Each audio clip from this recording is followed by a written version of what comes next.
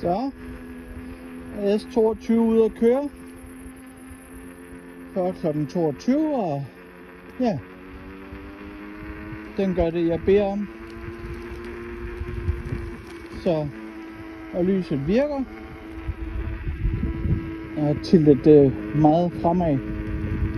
Så siger det er så skarpt, men jeg kan da se det jeg skal se, og ja, det er lækkert vejr i aften, så jo. Der er ikke fairing plates og patch på, det er bare scratch.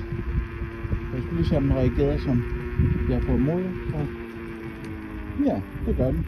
Jeg har smidt pedalerne fremad, og ja, det kan jeg sgu ikke lige helt mærke nu, om det er en succes eller ej, men før jeg har fairing plates og power patch på, men lige nu, så jo, den er samlet og kører. Så jeg tjekker ud her fra Føllenslev by night. Jeg står. Hej.